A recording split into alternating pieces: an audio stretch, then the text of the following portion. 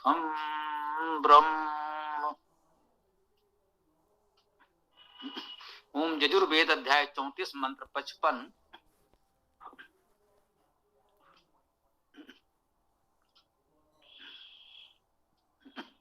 ओम सप्त ऋषिया प्रतिहिता शरीरे सप्त रक्षन्ति सदम प्रमादम सप्तयापः स्वपतो लोकमीयुः तत्र जाग्रतो स्वप्नजो सत्र सदो च देवौ। सप्त ऋषिया, सात ऋषि। ये ऋषिया ऋषि का बहुवचन है, सात हैं इसलिए बहुवचन है। सात ऋषि हैं प्रतिहिता शरीरे, ये शरीर में प्रतिहित हैं। अब इस प्रतिहित को कैसे समझा जाए? प्रति तो उपसर्ग भी मान लें, ही धातु है गति वृद्धि करना, हित करना स्वाभाविक है। ही धातु का अर्थ हित करना सबसे सरलता से समझा जा सकता है। गति करना, वृद्धि करना, इसका अर्थ है आपकी गति हो, प्रगति हो, वृद्धि हो, इसी को तो हित करना कह सकते हैं। प्रतिहिता शरीरे, ये शरीर में प्रतिहित है, ये शरीर में गति वृद्धि कर रहे हैं। शरीर में गति वृद्धि करने वाले सात ऋषि हमारे शरीर में गति वृद्धि करने वाले हैं, हित करने वाले हैं, प्रतिहिता प्रतिष्ठित हैं। ये प्रतिष्ठित हमने कहा प्रतिहिता को। प्रतिहिता को सम उपसर्ग और ने उपसर्ग कर दें तो क्या होगा? हित में सन्निहित हो जाता है। ये सन्निहित शब्द हमने इसलिए कहा कि ये शब्द इस समय प्रचलित है। ही धातु है, ता प्रत्यय है, हित शब्द है, हम सब परिचित हैं, उसमें और व्याकरण नहीं समझाएंगे। हित हम सब जानते हैं, हर कोई अपना हित तो जानता ही है। अब उस हित में सम उपसर्ग लगा सम्यक रूपेण, नि उपसर्ग लगा निश्चित निरंतर आदि के अर्थ में। सन्निहित का क्या अर्थ लेते हैं हम लोग? यह इसमें सन्निहित है, इसमें है, इसमें सम्मिलित है।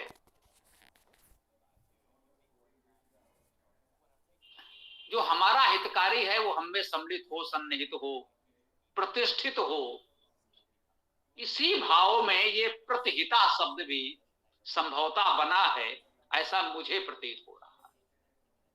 प्रतिहिता शरीरे, ये शरीर में प्रतिष्ठित है। सप्त ऋषिया प्रतिहिता शरीरे, ये सात ऋषि शरीर में प्रतिष्ठित हैं। बात वही है, ये सात ऋषि किसे कहा जा रहा है ये समझेंगे। इसी मंत्र में समझ में आ जाए तो अच्छी बात है, नहीं कहीं और खोजेंगे। सप्त ऋषिया प्रतिहिता शरीरे, सात ऋषि इस शरीर में प्रतिष्ठित हैं। सप्त रक्षन्ति सदम अप्रमादम, ये जो सात हैं वो करते क्या हैं? ये सात ऋषि शरीर में प्रतिष्ठित तो हैं, अब करते क्या हैं? सप्त रक्षन्ति, ये सातों रक्षा करते हैं।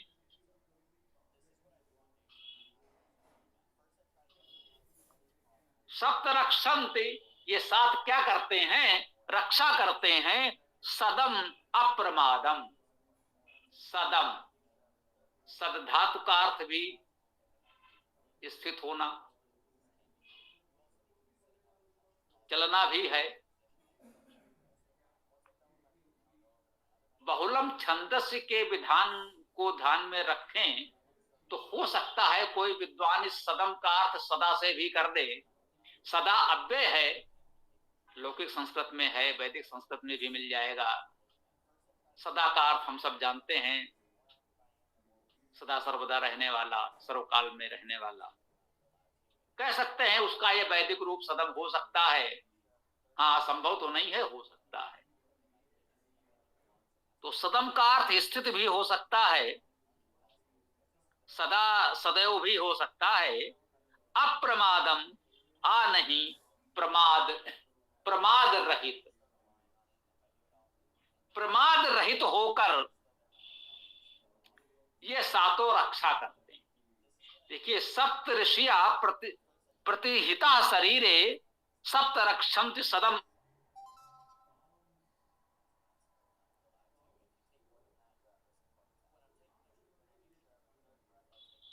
सदा स्थित रहकर हमारी रक्षा करते हैं।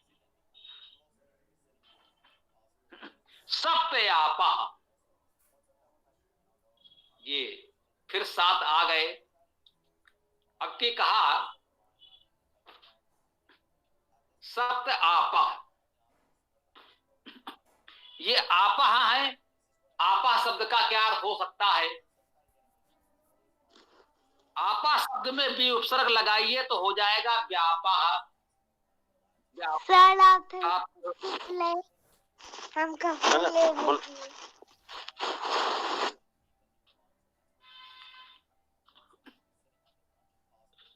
ना,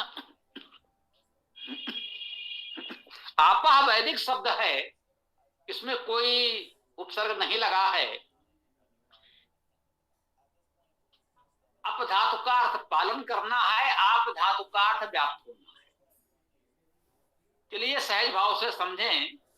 इस आप शब्द में यदि भी उपसर्ग लगा दें तो व्याप हो जाएगा, का प्रत्यय लगेगा तो व्यापक हो जाएगा, ता प्रत्यय लगेगा तो व्याप्त हो जाएगा। स्पष्ट है, आपा का शब्द इतना स्पष्ट है, वह व्याप्त है, व्यापक है। और उपसर्ग जरा दूसरा ले आए, हाँ लग सकता है। इसे प्रा उपसर्ग लगा दें तो क्या हो जाएगा? प्राप्त, ता प्रत्यय के साथ प्राप्त हो गया।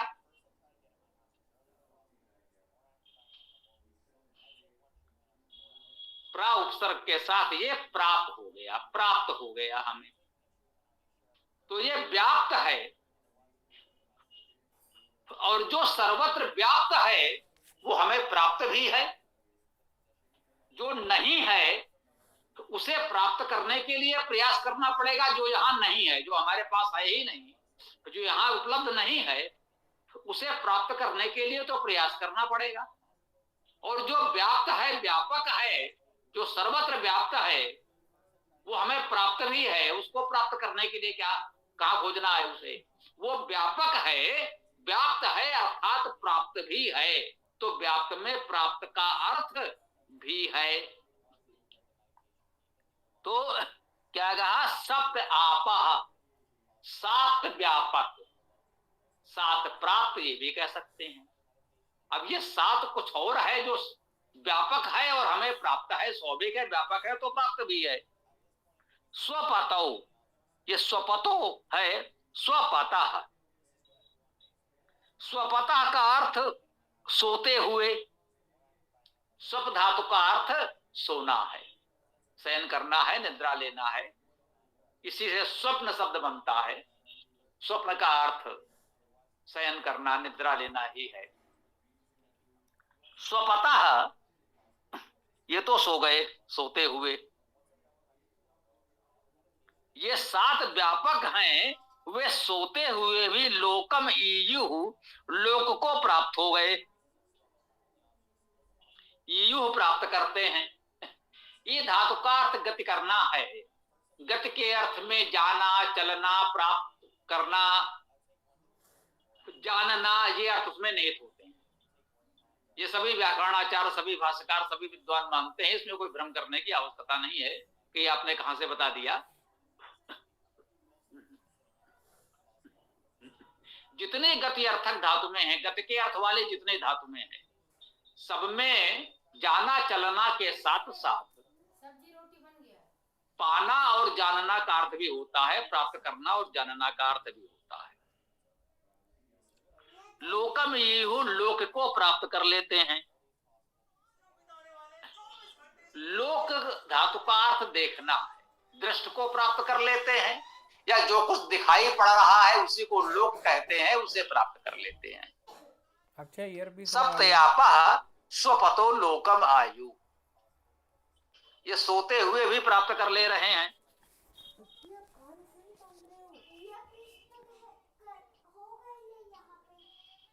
और तत्र जागृतो, तत्र वहां बेह, तत्र वहां जागृतो, जागृत जागते हुए। स्वपतों के और भी अर्थ हो सकते थे। स्वापना, पत धातु का अर्थ ऐश्वर्य होना, अपना ऐश्वर्य आदि अर्थ किए जा सकते थे, हमने नहीं किए, क्योंकि आगे आ रहा है जागृतो, तो सपतों को जागृतों के साथ कुछ संबंध होगा, ऐसा मानकर हमने आगे बढ़ गए। सुपतों का अर्थ शयन करना, सोना, निद्रा का अर्थ ले लिया। तो कह रहे हैं तत्र जागृतो, वहां जागते हुए, अस्वप्न जो, वहां तो स्वपतो था, यहां अस्वप्न जो, ये अस्वप्नज हैं जो नहीं सो रहे हैं, निद्रा रहित से उत्पन्न है। जागृत पहले आ गया, उसको और स्पष्ट करने के लिए एक शब्द लिख दिया गया अस्वप्न जो, निद्रा रहित होकर जागते हुए, जो जाग रहे हैं, निद्रा में नहीं हैं, उनसे ही उत्पन्न होते हैं। सत्र सदौ, सत्र में स्थित प्रतिष्ठित, च देवौ, च और देवौ, देव। अब ये देखिए देवौ द्विवचन में है, सत्र सदौ द्विवचन में है, अस्वप्न जौ द्विवचन में है, ये तीन शब्द द्विवचन में है। जागृतो एक वचन में है, तो जो एक वचन में है वे एक दूसरे के विशेषण हो सकते हैं, जो द्विवचन में है वे एक दूसरे के विशेषण हो सकते हैं।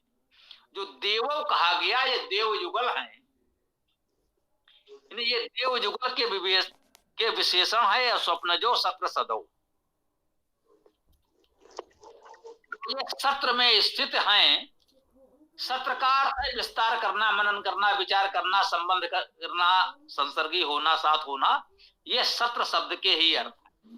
कहते हैं भाई ये सत्र चल रहा है, संसद सत्र चल रहा है। तो देखिए सत्र का, इस सत्र धातु का अर्थ ही है विस्तार करना, मनन करना, विचार करना, संबंध करना। सब लोग संबंधित होकर एकत्र होकर बैठ करके मनन करते हैं, विचार करते हैं, तो उसी को सत्र कहते हैं। सत्र सदौ, सत्र में बैठे हुए, सत्र में स्थित। अस्वप्न जो, जो सो नहीं रहे हैं, जो निद्रा में नहीं है, निद्रा से उत्पन्न ये देवयुगल सत्र में स्थित हैं। वे जागृतो जो जागृत हैं,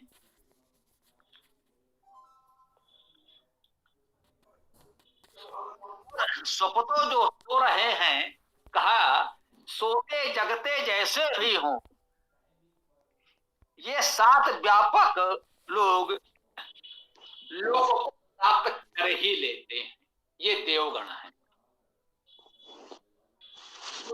युगल है यहां कहा गया है उनके लिए कि वे देवयुगल जो अस्वप्नज हैं, निद्रा रहित हैं, वे सोते जगते हर प्रकार के लोक को प्राप्त कर लेते हैं। ये सप्त ऋषिया, सप्त आपा जो हैं, व्यापक हैं, वे प्राप्त कर लेते हैं। इस प्रकार का भाव हम इस मंत्र से उत्तम ग्रहण कर सकते हैं। वैसे ये मंत्र कुछ चर्चित भी है, अनेक स्थानों पर, अनेक अर्थों में, अनेक रूपों में लोगों ने इसकी व्याख्या विवेचना अपने अपने तरीके से की है। हो सकता है आप लोगों में बहुतों के पढ़ने सुनने में आया हो। हम अपनी चर्चा को यहाँ विराम देते हैं। कोई प्रश्न विचार आदि आपका हो तो रख सकते हैं। ओम खम।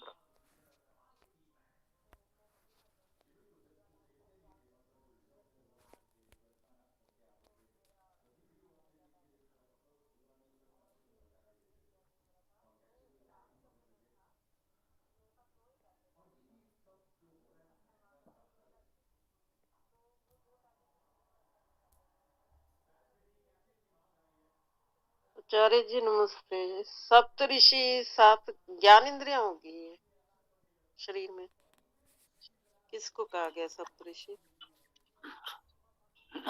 देखिए सप्तऋषि किसको कहा गया है, पर कोई भी चाहे तो अपने अनुमान व्यक्त कर सकता है। जहां तक ज्ञानेन्द्रियां कर्मेंद्रियां का प्रश्न है, वेद में तो ऐसा कुछ उल्लेख संभवतः न मिले, लेकिन जहां मिलता भी है वो 5 ज्ञानेन्द्रियां और 5 कर्मेंद्रियों की बात करते हैं, तो यहां तो 7 हैं। हाँ, एक बात अवश्य बता दें, जब आपने प्रश्न किया है तो उस समय रह गया, ये सप धातु भी होती है। सप धातु का अर्थ सामान्यतः समूह बनाने से भी होता है, तो सप्त शब्द का एक अर्थ समूह भी होता है। यह भी एक अर्थ है, यहाँ संभवतः नहीं लिखा है, बहुत से मंत्रों में हमने लिखा भी है, शब्दकोश धातुकोश में तो आपको लिखा हुआ मिलेगा ही। तो बहुधा ऐसा आता है कि सप्तकार्थ समूह से भी होता है, तो सप्तऋषियाकार आप ऋषियों का समूह कह सकते हैं। ऋषि का अर्थ ही है, ये भी गत्यर्थक धातु है, रि और ऋष भी। तो आपकी गतिशीलता प्रगतिशीलता, या हमने कहा गत्यर्थक धातुओं में जानना और पाना का अर्थ निहित है। आपकी जो जानकारियां हैं, विद्या है, जितना आप जाने समझेंगे वही आपके लिए अपने ऋषि हैं जो आपके शरीर में प्रतिष्ठित होंगे, और वही आपके लिए सब कुछ प्राप्त करेंगे। ऐसा भाव भी ग्रहण करना चाहिए। ओम।